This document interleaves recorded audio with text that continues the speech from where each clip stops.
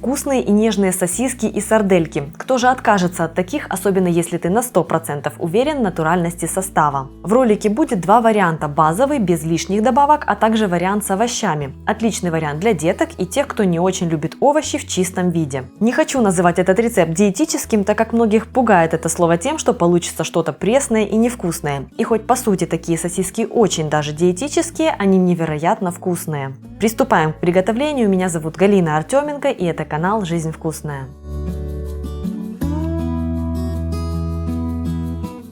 Список ингредиентов для обоих вариантов сейчас доступен на экране, а также продублирован под видео. Для рецепта я буду использовать филе индейки, но вы также можете готовить из куриного филе. В таком варианте филе никогда не будет сухим. Сперва приготовим базовый фарш. Нарежьте мясо кусочками, удобными для измельчения. Чтобы получить максимально однородную текстуру, рекомендую сперва измельчить мясо на мясорубке, а затем в комбайне. Но мне больше нравится измельчать чисто в комбайне, чтобы упростить и ускорить процесс.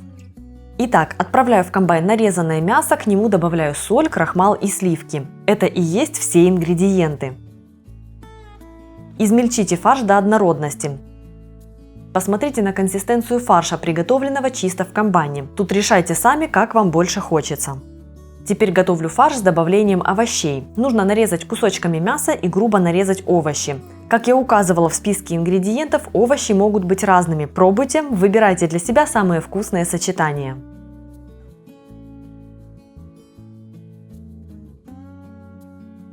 Так как готовлю сразу оба варианта, чашу после предыдущего фарша не мыла. Отправляю в нее сперва овощи, чтобы их кусочки в сосисках были маленькими. Измельчаю. Добавьте к овощам мясо, соль, крахмал и молоко. Измельчите все вместе до однородности. Напомню, что на канале есть еще несколько рецептов с домашней колбасой. Вареная типа докторская, ветчина, колбаса в бутылке. Ссылки на них я оставлю в описании.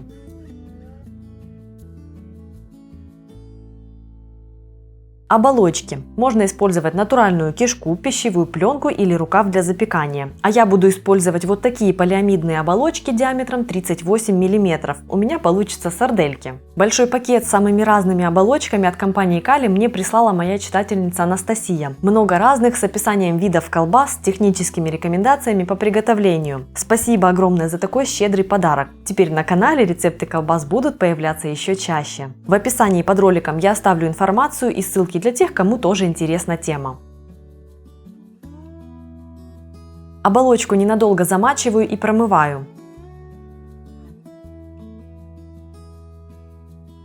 На Алиэкспрессе к своей старушке-мясорубке я купила насадки, так как готовлю сосиски довольно часто, а с пленкой играться муторно. Установила насадку и надеваю оболочку. Пока все это дело занимает у меня время, так как рука еще не набита. Без огрехов тоже не обошлось, но это еще покажу. Но практика все исправит. Итак, начинаю формовать сардельки.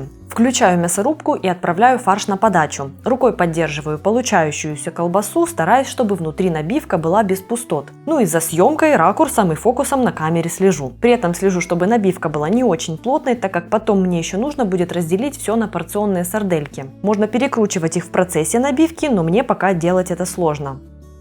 Закончив с базовым фаршем, набиваю оболочку фаршем с овощами. Края плотно завязываю натуральной ниткой и затем такой же ниткой обвязываю колбаску, разделяя на порции.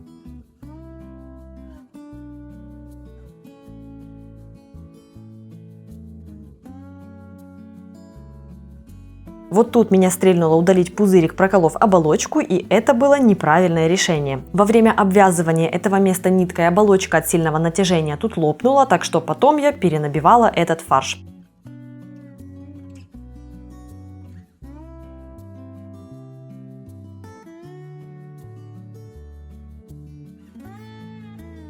Вот такие красавицы у меня получились.